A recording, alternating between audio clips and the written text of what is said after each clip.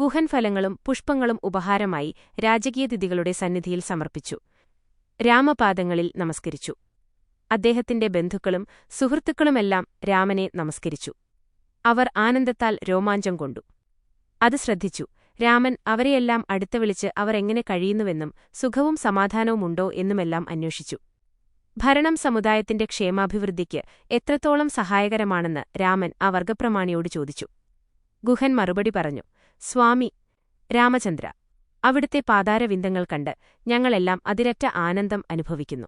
കഴിഞ്ഞ ജന്മങ്ങളിലെ സൽക്കർമ്മങ്ങളുടെ ഫലമായി ഞങ്ങൾ നേടിയ സുകൃതമാണ് ഞങ്ങൾക്ക് ഈ മഹാഭാഗ്യം തന്നത്. അല്ലെങ്കിൽ അതിഗഹനമായ ഈ വനത്തിൽ ജീവിക്കുന്ന ഞങ്ങൾക്ക് അവിടുത്തെ സന്ദർശനം കൊണ്ടും ആ പാതാരവിന്ദങ്ങളുടെ ദർശനം കൊണ്ടും അനുഗ്രഹീതരാവാൻ കഴിയുമെന്ന് എങ്ങനെ പ്രതീക്ഷിക്കാം? ഇപ്പോൾ മുതൽ ഈ പ്രദേശം സമൃദ്ധിയും സമാധാനവും അനുഭവിക്കുമെന്ന് തീർച്ചയാണ്. കാരണം അവിടുത്തെ പാദസ്പർശം ഇവിടെ ഉണ്ടായതുതന്നെ. ഇതിൽ ഒരു സംശയവുമില്ല. ഇവിടം സമൃദ്ധമാകും. തീർച്ച. ലക്ഷ്മണനും സീതയും സുമന്ത്രരും ഗുഹന്റെ ആനന്ദവും ആത്മാർത്ഥമായ വാക്കുകളും ശ്രദ്ധിച്ചു. ഈ ഭക്തിയും വിനയവും വിജ്ഞാനവും കണ്ട് അവർ ആശ്ചര്യപ്പെട്ടു. ഇതിനിടയിൽ ഗുഹൻ രാമന്റെ പാദങ്ങൾ മുറുകെ പിടിച്ചുകൊണ്ട് പറഞ്ഞു, പ്രഭോ, ഇതെല്ലാം അവിടുത്തേതാണ്. ഈ വർഗത്തിന്റെ നായകൻ എന്ന നിലയിൽ എനിക്കുള്ള സമ്പത്തുകളും നാടും അധികാരവും അതുപോലെ എന്റെ പ്രജകളും അവിടുത്തേതാണ്. അവർ അങ്ങയുടെ കൽപ്പനകൾ കാത്തിരിക്കുന്നു. അവരെയെല്ലാം അങ്ങയുടെ ഹിതത്തിനനുസരിച്ച് ഏതിനും പ്രയോജനപ്പെടുത്താം. അവിടുത്തെ ആവശ്യത്തിനും സേവനത്തിനുമെല്ലാം. ഞാൻ അവിടുത്തെ ദാസനാണ്. ആ നിലയ്ക്ക് എന്നെയും സ്വീകരിക്കണേ. ഞാൻ സമർപ്പിക്കുന്നതെല്ലാം സ്വീകരിക്കണേ. ഞങ്ങൾ നിവസിക്കുന്ന നഗരത്തിലേക്ക് എഴുന്നള്ളണേ. ഈ പ്രാർത്ഥന കേട്ട് രാമൻ മന്ദഹസിച്ചുകൊണ്ട് പറഞ്ഞു, ഗുഹ, നീ ഉറച്ച ഭക്തനാണ്. നീ വലിയ ഗുണശീലനാണ്. വളരെ പരിശുദ്ധമാണ് നിന്റെ ഹൃദയം. പക്ഷേ ശ്രദ്ധിക്കൂ, എനിക്ക് പിതൃകൽപ്പനയനുസരിച്ച് തപസവേഷത്തിൽ രാജ്യഭ്രഷ്ടനെന്ന നിലയിൽ ഈ കാട്ടി ലോകെ സഞ്ചരിക്കേണ്ടതുണ്ട്. ഞാൻ ഒരു പട്ടണത്തിലോ നഗരത്തിലോ കാലെടുത്തു കുത്തുവാൻ പാടില്ല. തപശ്ചര്യയിൽപ്പെട്ട സന്യാസിമാർക്ക് നിർദ്ദേശിക്കപ്പെട്ട ഭക്ഷണമേ എനിക്ക് കഴിക്കാൻ പാടുള്ളൂ. തപസ്സനുഷ്ഠിക്കുന്നവർക്കുള്ള നിയമങ്ങൾക്കനുസരിച്ച് എനിക്ക് ജീവിക്കേണ്ടതുണ്ട്. ഈ കാരണങ്ങൾ കൊണ്ട് നീ ഇപ്പോൾ പ്രകടിപ്പിച്ച ആഗ്രഹം പൂർത്തീകരിക്കാൻ എനിക്ക് കഴിയില്ല. ഈ വാക്കുകൾ കേട്ട് ഗുഹൻ വല്ലാത്ത വ്യസനമുണ്ടായി. ശൃംഗിവേര നഗരത്തിൽ നിന്ന് അവിടെ വന്നു കൂടിയ ജനങ്ങൾ രാമന്റെയും സീതയുടെയും ലക്ഷ്മണന്റെയും ദിവ്യമായ ആകർഷകത്വത്തെപ്പറ്റി തമ്മിൽ മന്ത്രിച്ചു. ആ കോമളന്മാരായ സഹോദരന്മാരുടെയും ദേവാംഗനയെപ്പോലെയുള്ള മഹതിയുടെയും മാതാപിതാക്കൾക്ക് എങ്ങനെ അവരെ കാട്ടിലേക്ക് നാടുകടത്താൻ കഴിഞ്ഞു എന്ന് ആ കൂട്ടത്തിലൊരാൾ തിരക്കുകയുണ്ടായി. അവരുടെ നാവുകൾക്ക് എങ്ങനെ ഈ തരത്തിൽ ഒരു വിധി പുറപ്പെടുവിക്കാൻ കഴിഞ്ഞു? മിണ്ടാതിരി വിഡ്ഢി! ആ മാതാപിതാക്കൾ യഥാർത്ഥത്തിൽ നന്മയാണ് ചെയ്തത്. ആ വിധി അവർ പുറപ്പെടുവിച്ചില്ലായിരുന്നെങ്കിൽ ഈ ദിവ്യരൂപങ്ങൾ കണ്ട് നമുക്ക് ആനന്ദിക്കാൻ കഴിയുമായിരുന്നില്ല. ഇന്ന് നമ്മുടെ മിഴികൾ സുദുർലഭമായൊരു ഉത്സവസമാണ് ആസ്വദിക്കുന്നത്. ഇത് പലരെയും സംതൃപ്തരാക്കുകയും സന്തോഷിപ്പിക്കുകയും ചെയ്തു. അവിടെ കൂടിയിരുന്ന നിഷാദവർഗക്കാർ അങ്ങനെ ആ രാജകീയാതിഥികളെപ്പറ്റി ആരാധനാരൂപത്തിൽ അഭിനന്ദിച്ചുകൊണ്ടിരുന്നു. സീതയുടെയും രാമന്റെയും ലക്ഷ്മണന്റെയും സൗന്ദര്യം, ചെറുപ്പം, മൃദു മധുരപ്രകൃതി എന്നിവയെപ്പറ്റി വളരെയേറെ അവർ പ്രശംസിച്ചു. നിഷാദന്മാരുടെ തലസ്ഥാന നഗരിയിൽ രാമനെ സ്വീകരിക്കാനുള്ള ഭാഗ്യം നഷ്ടപ്പെട്ടതിൽ ഗുഹൻ ദുഃഖിതനായിരുന്നു.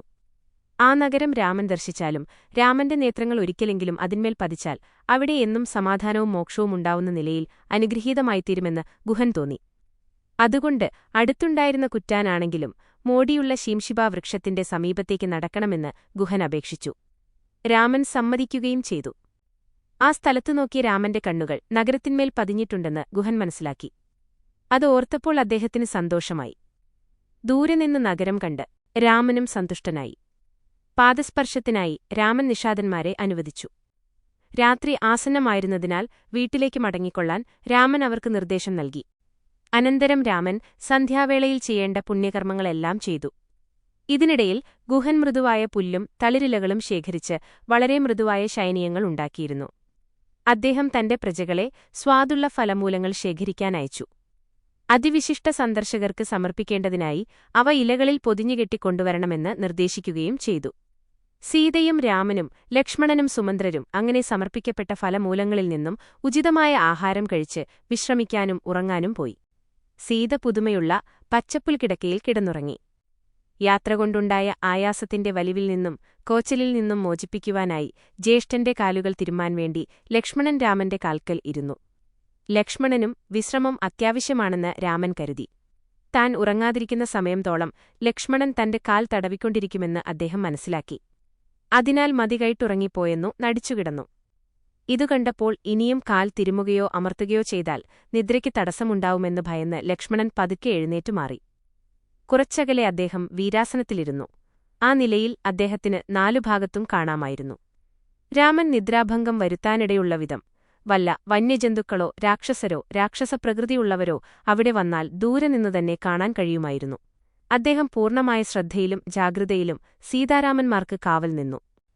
ഇതുകണ്ട് ഗുഹൻ തന്റെ വിശ്വസ്തരായ അനുചരന്മാരോട് രാമന് നിദ്രാഭംഗം വരുത്തുന്ന യാതൊന്നും സംഭവിക്കില്ലെന്ന് ഉറപ്പുവരുത്തുന്നതിനായി അവിടെ ജാഗ്രതയായിരിക്കാൻ അറിയിച്ചു.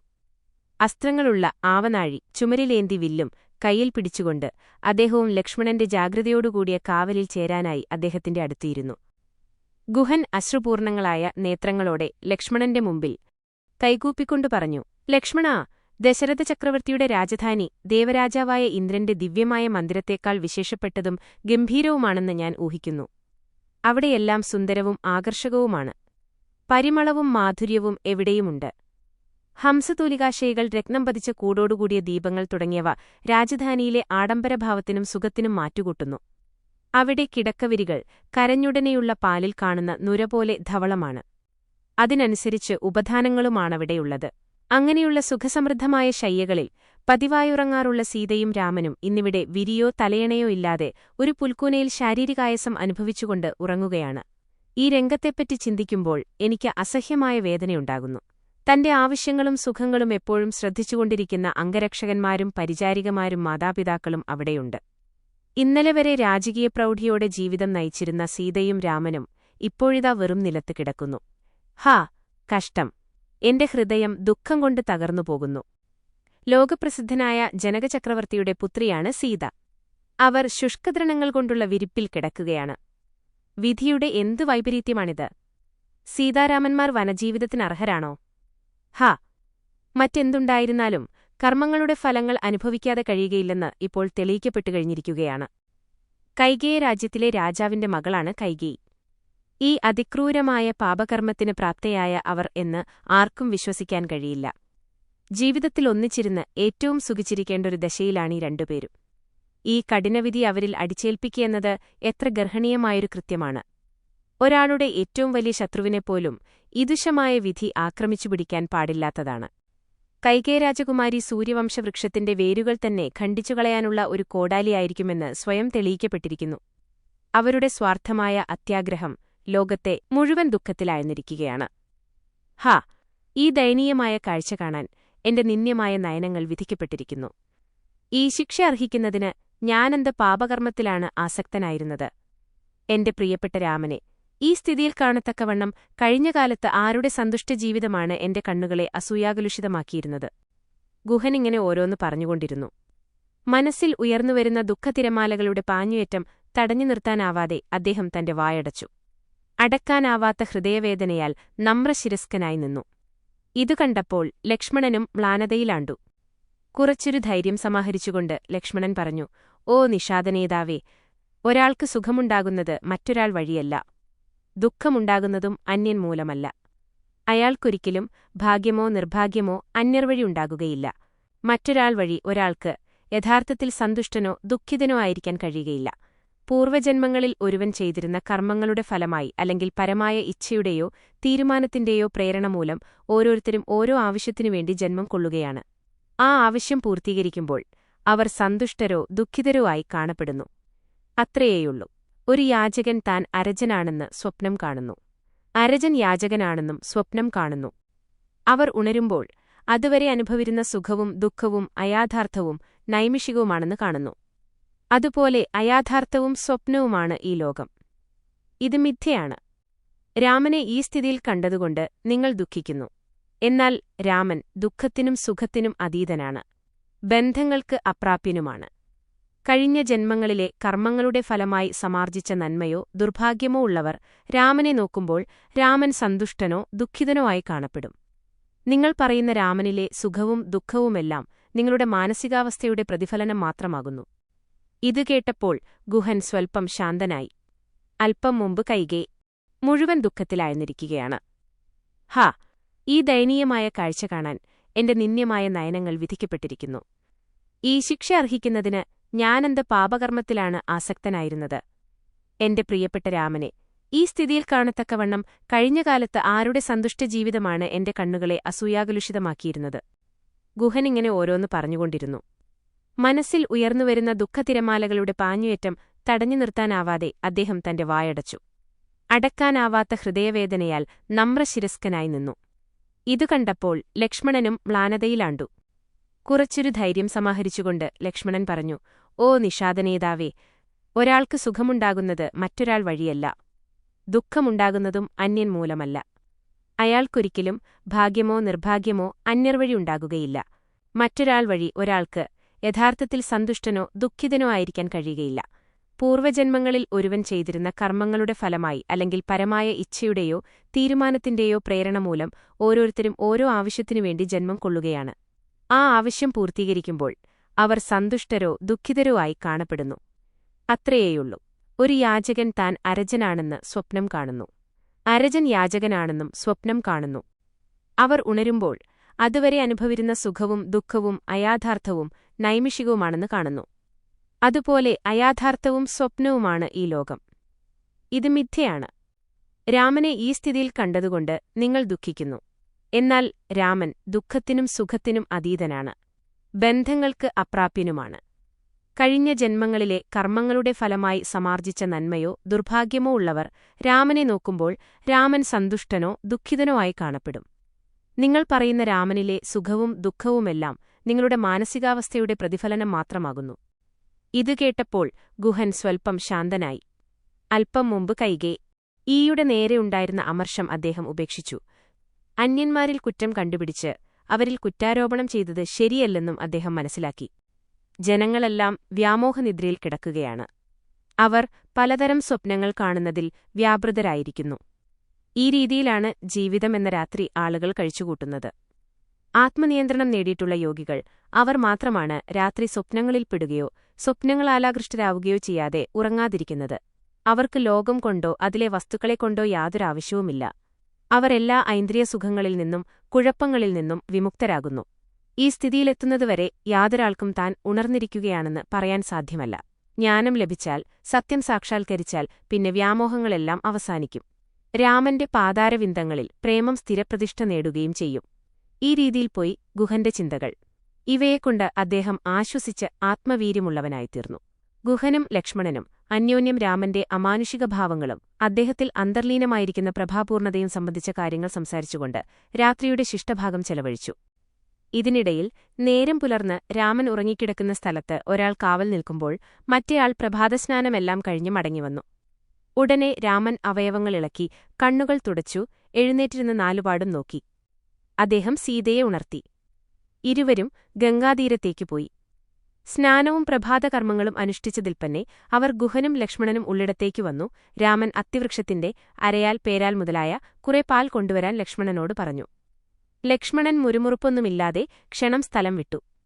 അടുത്ത കാട്ടിൽ കടന്ന് അധികം താമസിയാതെ ഒരു ഇലക്കുമ്പിൾ നിറയെ ആ വൃക്ഷനീർ കൊണ്ടുവന്നു. രാമൻ ആ നീരെടുത്ത് മുടിയിൽ പുരട്ടി. അതിന്റെ ഫലമായി തപസ്വികൾക്ക് സാധാരണ കാണാറുള്ളതുപോലെ രാമന്റെ കേശം അന്യോന്യം പറ്റിച്ചേർന്ന് ജടപിടിച്ചു. ഈ പ്രവൃത്തിക്കണ്ട് സുമന്ത്രർക്ക് കരച്ചിലടക്കാൻ കഴിഞ്ഞില്ല.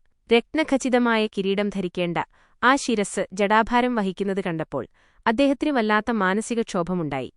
ഈ ദുഃഖകരമായ കാഴ്ച കാണാൻ തന്റെ നേത്രങ്ങൾ വിധിക്കപ്പെട്ടതോർത്ത് അദ്ദേഹം വിലപിച്ചു. കഠിനവേദനയിൽ അദ്ദേഹത്തിന്റെ ഹൃദയം വരണ്ടുപോയി. എനിക്ക് അങ്ങയുടെ ഒപ്പം കാട്ടിലിരിക്കാൻ ഇനി കഴിയുകയില്ല. അത് തീരെ അസാധ്യമായി തീർന്നിരിക്കുന്നു. ഞാൻ ചക്രവർത്തിയുടെ ആജ്ഞ അനുസരിച്ച് പ്രവർത്തിച്ചു കഴിഞ്ഞിരിക്കുന്നു. അങ്ങയുടെ സാന്നിധ്യത്തിലുള്ള എന്റെ ജീവിതം വിധി വെട്ടിച്ചുരുക്കിയിരിക്കുകയാണ്. ഏതെങ്കിലും പുണ്യനദിയുടെ തീരത്തോളം അങ്ങയെ തേരിലെത്തിച്ച് അവിടെ വിട്ട് തിരികെ ചെല്ലാനാണ് എന്നോട് കൽപ്പിച്ചിട്ടുള്ളത്. ഈ വസ്തുത അങ്ങയെ അറിയിക്കുക എന്റെ ധർമ്മമാണ്. ഇനി ഞാൻ എന്തു ചെയ്യണമെന്നാണ് അങ്ങ് കൽപ്പിക്കേണ്ടത്? സങ്കടം കൊണ്ട് അധോമുഖനായി കണ്ണുനീർ തൂക്കിക്കൊണ്ട് സുമന്ത്രർ രാമന്റെ മുമ്പിൽ നിന്നു പറഞ്ഞു. ദുഃഖിക്കരുത്, രാമൻ പറഞ്ഞു. ചക്രവർത്തിയുടെ കൽപ്പന അനുഷ്ഠിക്കുകയാണ് നിങ്ങളുടെ ധർമ്മം. എന്റെയും. അദ്ദേഹം നൽകിയ കൽപ്പനകൾ നിങ്ങൾ നിറവേറ്റിയതിൽ വളരെ സന്തോഷിക്കുന്നു. ഇനി അദ്ദേഹം എനിക്ക് തന്ന കൽപ്പന നടപ്പിൽ വരുത്തുകയാണ് ഞാൻ. അദ്ദേഹം എനിക്ക് നൽകിയ നിർദ്ദേശങ്ങൾ പരമമായ ബഹുമാനത്തോടും കൂടി ഞാൻ അനുസരിക്കും. താമസിക്കേണ്ട അയോധ്യയിലേക്ക് മടങ്ങിക്കൊള്ളൂ. എന്റെ മാതാപിതാക്കന്മാർ നിസ്സീമമായ ഉത്കണ്ഠയോടുകൂടി നിങ്ങളുടെ പ്രത്യാഗമനം കാത്തിരിക്കുന്നുണ്ടാവും. നിങ്ങളുടെ ഇതുവരെയുള്ള യാത്രയെ സംബന്ധിച്ച വിവരണം നിങ്ങളിൽ നിന്നും കേൾക്കാൻ അവരാഗ്രഹിക്കുന്നുണ്ടാവും. അതുകൊണ്ട് രഥവും കൊണ്ട് ക്ഷണം തിരിച്ചുകൊള്ളൂ. താൻ മടങ്ങിപ്പോകേണ്ട സ്ഥലത്തെ സംബന്ധിച്ച ഒരു ചിത്രീകരണം സുമന്ത്രർ സ്വയം നടത്തി. അദ്ദേഹം വിനയപൂർവ്വം അഭ്യർത്ഥിച്ചു, ഓ രാമചന്ദ്ര, അയോധ്യ അനാഥമായ ഒരു നഗരിയാവാതിരിക്കട്ടെ. അങ്ങയുടെ അസാന്നിധ്യത്തിൽ ചക്രവർത്തിക്ക് ഭരണത്തെയൊക്കും പ്രയാസമായിരിക്കും. ഭരതനാണെങ്കിൽ ഭരണത്തിനും അസാധ്യവുമായിരിക്കും.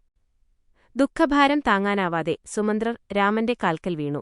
രാമൻ അദ്ദേഹത്തെ പിടിച്ചെഴുന്നേൽപ്പിച്ച് ചുമലിൽ പിടിച്ചുകൊണ്ട് അദ്ദേഹത്തെ സമാശ്വസിപ്പിച്ചു. സുമന്ത്രരെ, സത്യത്തേക്കാൾ ഉയർന്ന ധർമ്മം വേറെയില്ല. വേദങ്ങൾ, പുരാണങ്ങൾ, ഇതിഹാസങ്ങൾ ഇവയെല്ലാം ഇത് സ്ഥാപിക്കുന്നു.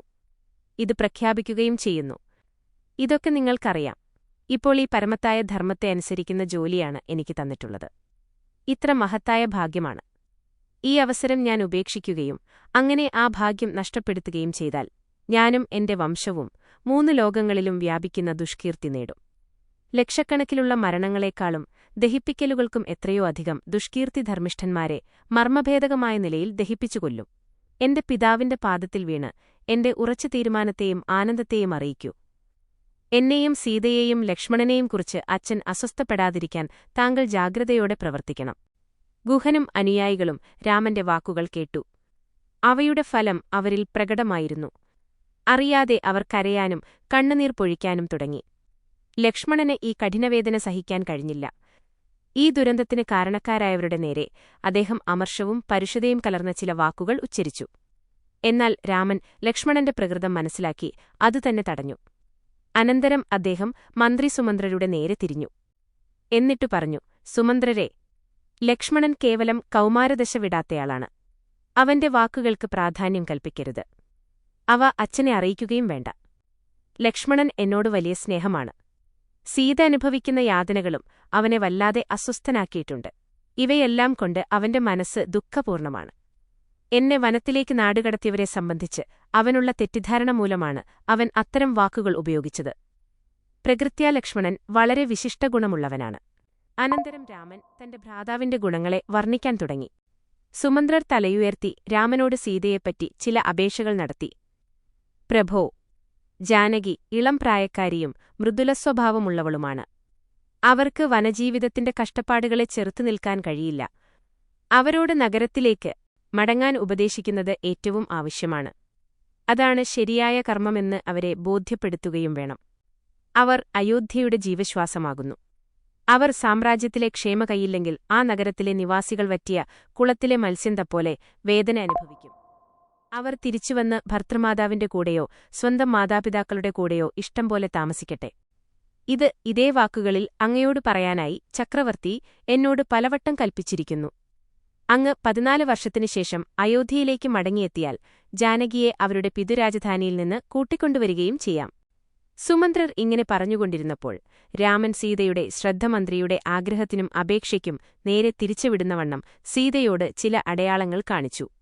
സുമന്ത്രർ അവസാനിപ്പിച്ചപ്പോൾ രാമൻ സീതയോട് പറഞ്ഞു, സീതേ, നീ അച്ഛന്റെ സന്ദേശം ശ്രദ്ധിച്ചില്ലേ?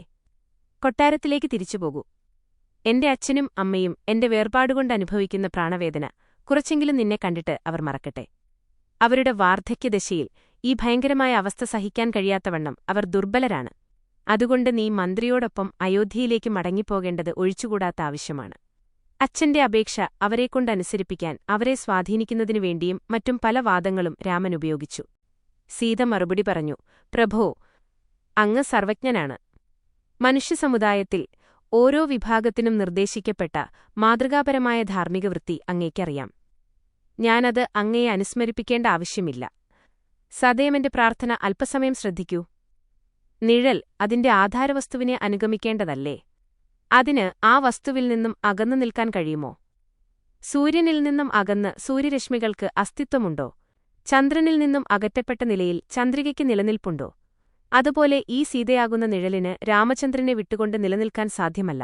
അനന്തരം അവർ സുമന്ത്രരുടെ നേരെ തിരിഞ്ഞു പറഞ്ഞു, സുമന്ത്രരെ, അങ്ങ് എന്റെ പിതാവിനെപ്പോലെയും ഭർത്തൃപിതാവിനെപ്പോലെയും എനിക്ക് ആദരണീയനാണ്.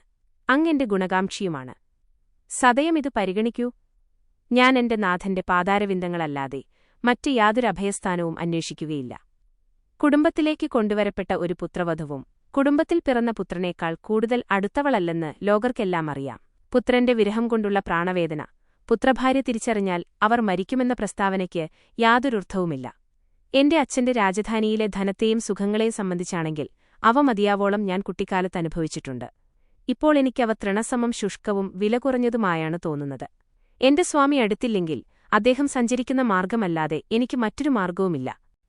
അതുകൊണ്ട് എന്നെ തെറ്റിദ്ധരിക്കാതെ സദയം എന്റെ വാക്കുകൾ സമ്മതിച്ച് എന്നെ അയോധ്യയിലേക്ക് കൊണ്ടുപോകാനുള്ള ശ്രമം ഉപേക്ഷിക്കൂ. അത് മറന്നുകളയൂ. എന്റെ പ്രണാമങ്ങൾ മാതാപിതാക്കളെ അറിയിക്കുക. ഞങ്ങളെപ്പറ്റി യാതൊരുത്കണ്ഠയ്ക്കും കാരണമല്ലെന്ന് അവർക്കുറപ്പുകൊടുക്കുകയും ചെയ്യുക. സീത സന്തുഷ്ടയാണ്. മിഥിലയിലോ അയോധ്യയിലോ അവളുണ്ടായിരുന്ന കാലത്തുള്ളതിനേക്കാൾ അനേകായിരം മടങ്ങ് അധികം സന്തുഷ്ടയാണെന്ന് അവരോട് പറയുക. ഞാൻ മഹാവീരനും യോദ്ധാക്കളിൽ അത്യുത്തമനുമായ എന്റെ നാഥന്റെയും അദ്ദേഹത്തിന്റെ അനുജനായ ലക്ഷ്മണന്റെയും ഒന്നിച്ചാണുള്ളത്. ഭയമോ ഉത്കണ്ഠയോ മാനസികക്ഷോഭമോ അസ്വസ്ഥതപ്പെടുത്താതെ കാട്ടിൽ സന്തോഷത്തോടും സുഖത്തോടും കൂടി കഴിയുകയാണ്. യാത്രകൊണ്ട് എനിക്ക് യാതൊരു ക്ഷീണവും ഉണ്ടായിരുന്നില്ലെന്നും അവരോട് പറയൂ. ഞാൻ വളരെ സന്തുഷ്ടയാണെന്നും ഈ നാടുകടത്തൽ ശിക്ഷ ഒരു ഭാഗ്യമായി ഞാൻ കരുതുന്നുവെന്നും അവരോട് പറയുക. ഈ വാക്കുകൾ കേട്ട് സീതയുടെ മുഖത്തു നോക്കാൻ സാധിക്കാത്തവിധം സുമന്ത്രർ അവരുടെ നേരെയുള്ള സ്നേഹത്താലും ദുഃഖത്താലും ആകുലനായി. അത്രയും ഹൃദയസ്പൃക്കായ വാക്കുകൾ കൂടുതൽ ശ്രദ്ധിക്കാനായില്ല. അവരോട് സംസാരിക്കാൻ അദ്ദേഹത്തിന് വാക്കുകളൊന്നും കിട്ടിയില്ല. സീതയുടെ നന്മകളെയും അവരുടെ പവിത്രമായ വികാരങ്ങളെയും അവരുടെ ദൃഢനിശ്ചയത്തെയും കുറിച്ച് അദ്ദേഹം പര്യാലോചിച്ചു. ഇത്രയും പരമോത്കൃഷ്ടപ്രകൃതിയുള്ള ഒരു മഹതിയുടെ സാന്നിധ്യവും പ്രചോദനവും നഷ്ടപ്പെട്ട അയോധ്യയുടെ വിധിയെപ്പറ്റി അദ്ദേഹം പരിതപിച്ചു. അദ്ദേഹം രാമനോട് പറഞ്ഞു, രാമാ, അങ്ങനെയാണെങ്കിൽ ഒരു പ്രാർത്ഥന സ്വീകരിക്കൂ. അങ്ങയുടെ കൂടെ എന്നെ 14 വത്സരം അങ്ങയെ സേവിച്ചുകൊണ്ട് വനത്തിൽ കഴിയാൻ അനുവദിച്ചാലും. രാമൻ മറുപടി പറഞ്ഞു, സുമന്ത്രരേ, നിങ്ങൾ നിയമത്തിലും ധാർമ്മിക കാര്യങ്ങളിലും വിദഗ്ധനാണല്ലോ. നിങ്ങളെന്റെ മന്ത്രിയല്ല, ദശരഥ ചക്രവർത്തിയുടെ മന്ത്രിയാണ്. അദ്ദേഹമാണ് നിങ്ങൾ തിരിച്ചു ചെല്ലണമെന്ന് കൽപ്പിച്ചത്. നിങ്ങളിവിടെ സ്ഥിരമായി കഴിയാൻ എനിക്കെങ്ങനെ അനുവദിക്കാനാവും?